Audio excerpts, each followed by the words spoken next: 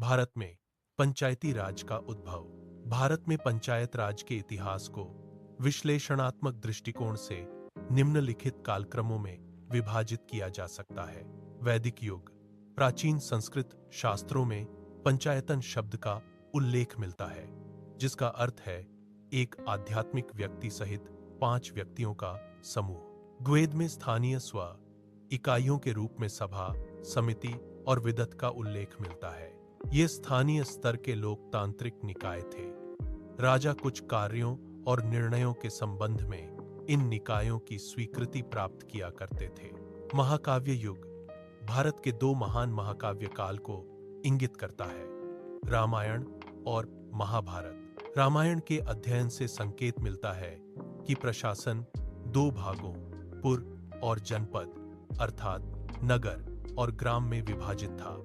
राज्य में एक जाति पंचायत, कास्ट पंचायत भी होती थी और जाति पंचायत द्वारा निर्वाचित व्यक्ति राजा के मंत्री परिषद का सदस्य होता था। महाभारत के शांति पर्व, कौटिल्य के अर्थशास्त्र और मनुस्मृति से भी ग्रामों के स्थानीय स्वशासन के पर्याप्त साक्ष्य प्राप्त होते हैं। महाभारत के अनुसार ग्राम के ऊपर 10, 20, 100 और 1-0 ग्राम समूहों की इकाइयां विद्यमान थीं। ग्रामिक ग्राम का मुख्य अधिकारी होता था, जबकि दशप 10 ग्रामों का प्रमुख होता था। विंश अधिपति, शत ग्राम अध्यक्ष और शत ग्रामपति क्रमशः 20, 100 और 1000 ग्रामों के प्रमुख होते थे।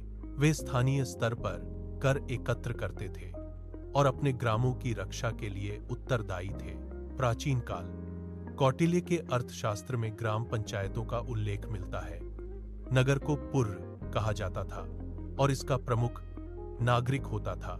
स्थानीय निकाय किसी भी राजसी हस्तक्षेप से मुक्त थे।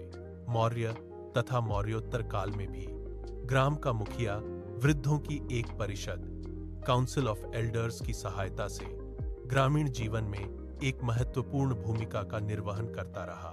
यह प्रणाली गुप्त काल में भी बनी रही, यद्यपि नामकरण में कुछ परिवर्तन हुए। इस काल में जिला अधिकारी को विषयपति और ग्राम के प्रधान को ग्रामपति के रूप में जाना जाता था।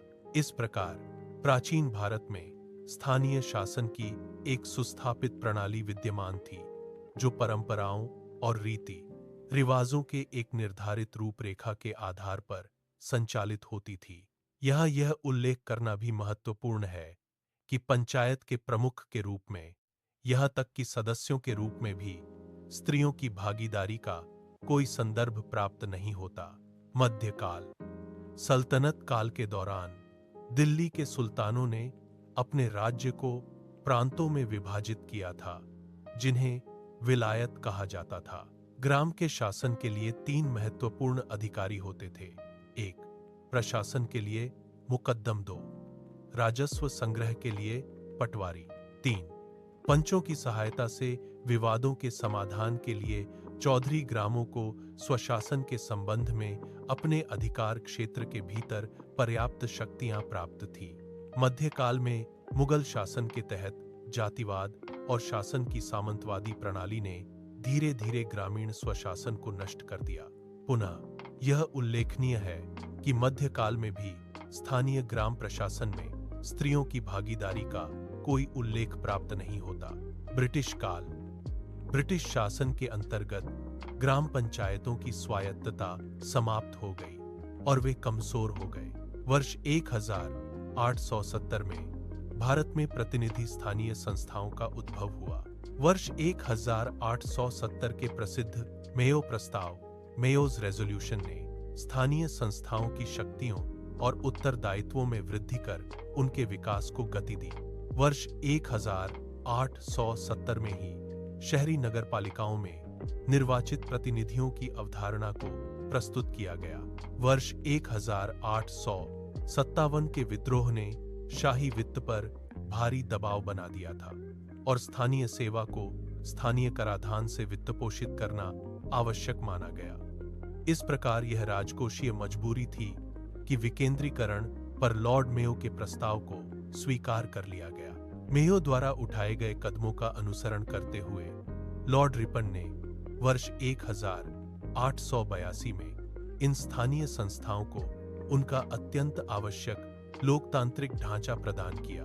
सभी बोर्डों जो उस समय अस्तित्व में थे में निर्वाचित गैर अधिकारियों के 2/3 बहुमत को अनिवार्य कर दिया गया और इन निकायों के अध्यक्ष को भी निर्वाचित गैर अधिकारियों में से ही चुना जाना था। इसे भारत में स्थानीय स्वशासन का मैग्ना कार्टा माना जाता है। वर्ष 1907 में स्थानीय स्वशासन संस्थाओं को CEH होब हाउस की अध्यक्षता में केंद्रीकरण पर रॉयल कमीशन ऑन सेंट्रलाइजेशन के गठन से अत्यंत बल मिला। इस कमीशन आयोग ने ग्राम स्तर पर पंचायतों के महत्व को चिह्नित किया। इसी पृष्ठभूमि में वर्ष 1919 के मॉन्टेग्यू चेम्सफोर्ड सुधार ने स्थानीय सरकार के विषय को प्रांतों के अधिकार क्षेत्र में स्थानांतरित कर दिया। इस सुधार में यह अनुशंसा भी की गई कि जहां तक संभव हो स्थानीय निकायों के पास एक पूर्ण नियंत्रण की क्षमता होनी चाहिए और बाह्य नियंत्रण से उन्हें संभवतः पूर्ण स्वतंत्रता प्राप्त होनी चाहिए। इन पंचायतों के दायरे में ग्रामों की सीमित संख्या ही थी और इनके कार्य भी सीमित थे। संगठनात्मक और राजकोषीय बाधाओं के कारण ये ग्रामीण स्तर पर स्थानीय स्वशासन की लोकतांत्रिक और जीवंत संस्थाओं के रूप में परिणत न हो सकी। फिर भी वर्ष 1925 तक 8 प्रांतों ने पंचायत अधिनियमों को पारित कर लिया था और वर्ष 1926 तक 6 देसी रियासतों ने भी पंचायत कानून पारित कर लिए थे। स्थानीय निकायों को अधिक शक्तियां दी गईं और करारोपण के अधिकारों को कम कर दिया गया, लेकिन इनसे स्थानीय स्वशासन की संस्थाओं की स्थिति में कोई विशेष परिवर्तन नहीं हुआ। स्वातंत्र्योत्तर काल, स्वतंत्रता के बाद की अवधि। संविधान के अनुच्छेद 40 में पंचायतों का उल्लेख किया गया और अनुच्छेद 246 के माध्यम से स्थानीय स्वशासन से संबंधित किसी भी विषय के संबंध में कानून बनाने का अधिकार राज्य विधानमंडल को सौंपा गया। लेकिन संविधान में पंचायतों के इस समावेशन को तत्कालीन नीति निर्माताओं की सर्वसम्मति प्राप्त नहीं थी और इसका सबसे प्रबल विरोध स्वयं संविधान निर्माता B.R. अम्बेडकर ने किया था। ग्राम पंचायत के समर्थकों और विरोधियों के बीच अत्यधिक विमर्श के बाद ही अंततः पंचायतों को संविधान में स्थान मिला और इसे राज्य के नीति निदेशक सिद्धांत के अंतर्गत अनुच्छेद 40 में शामिल किया गया। चूंकि नीति निदेशक सिद्धांत बाध्यकारी सिद्धांत नहीं है, परिणामस्वरूप पूरे देश में इन निकायों के लिए सार्वभौमिक या एक्समान संरचना का अभाव रहा। स्वतंत्रता के बाद एक विकास पहल के रूप में भारत ने 2 अक्टूबर 1952 को गांधी जयंती की पूर्व संध्या पर सामुदायिक विकास कार्यक्रम कम्युनिटी डेवलपमेंट प्रोग्राम्स CDP को लागू किया, जिसकी वृहत प्रेरणा अमेरिकी विशेषज्ञ अल्बर्ट मेयर द्वारा शुरू की गई इटावा परियोजना इटावा प्रोजेक्ट से प्राप्त हुई थी। इसमें ग्रामीण विकास की लगभग सभी गतिविधियों को शामिल किया गया, जिन्हें लोगों की भागीदारी के साथ ग्राम पंचायतों की सहायता से लागू किया जाना था। वर्ष 1953 में सामुदायिक विकास कार्यक्रम के सहयोग के लिए राष्ट्रीय विस्तार सेवा नेशनल एक्सटेंशन सर्विस की भी शुरुआत की गई, लेकिन यह कार्यक्रम भी कोई महत्वपूर्ण भूमिका न निभा सका। CDP की विफलता के कई कारण थे, जैसे नौकरशाही की बाधाएं व अत्यधिक राजनीति, लोगों की भागीदारी में कमी, प्रशिक्षित एवं योग्य कर्मचारियों की कमी और विशेष रूप से CDP को लागू करने में ग्राम पंचायतों सहित स्थानीय निकायों की रुचि का अभाव। वर्ष 1957 में राष्ट्रीय विकास परिषद नेशनल डेवलपमेंट काउंसिल ने सामुदायिक विकास कार्यक्रम के कार्यकरण पर विचार करने हेतु बलवंत राय मेहता की अध्यक्षता में एक समिति का गठन किया। समिति ने पाया कि CDP की विफलता का प्रमुख कारण लोगों की भागीदारी में कमी थी। समिति ने त्रिस्तरीय पंचायती राज संस्थाओं का सुझाव दिया। 1. ग्राम स्तर पर ग्राम पंचायत। 2. प्रखंड ब्लॉक स्तर पर पंचायत समिति 3, खिला स्तर पर खिला परिषद। लोकतांत्रिक विकेंद्रीकरण की यह योजना सर्वप्रथम 2 अक्टूबर 1959 को राजस्थान में शुरू की गई। आंध्र प्रदेश में यह योजना 1 नवंबर 1959 को शुरू की गई। इस संबंध में आवश्यक विधान भी पारित कर लिए गए और असम, गुजरात, कर्नाटक, मध्य प्रदेश, महाराष्ट्र, ओडिशा एवं पंजाब में भी इसे लागू किया गया। वर्ष 1977 में अशोक मेहता समिति की नियुक्ति ने पंचायत राज की अवधारणाओं और रीतियों में नए दृष्टिकोण का सूत्रपात किया। समिति ने द्विस्तरीय पंचायत राज संरचना की अनुशंसा की, जिसमें जिला परिषद और मंडल पंचायत शामिल थे। योजना विशेषज्ञता के उपयोग और प्रशासनिक सहायता की सुनिश्चितता के लिए राज्य स्तर से नीचे जिले को विकेंद्रीकरण के प्रथम बिंदु के रूप में रखने की अनुशंसा की गई थी। समिति की अनुशंसा के आधार पर कर्नाटक जैसे कुछ राज्यों ने इस व्यवस्था को प्रभावी रूप से लागू किया। कालांतर में पंचायतों के पुनरुद्धार और इन्हें नई ऊर्जा प्रदान करने के उद्देश्य से भारत सरकार ने विभिन्न समितियों की नियुक्ति की।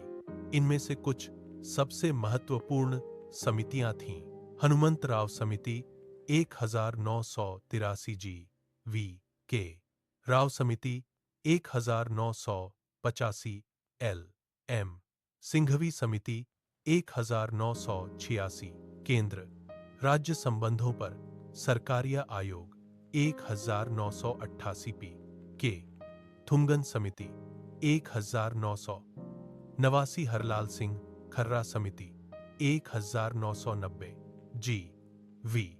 के. राव समिति 1985 ने जिले को योजना की बुनियादी इकाई बनाने और नियमित चुनाव आयोजित कराने की सिफारिश की, जबकि एल.एम.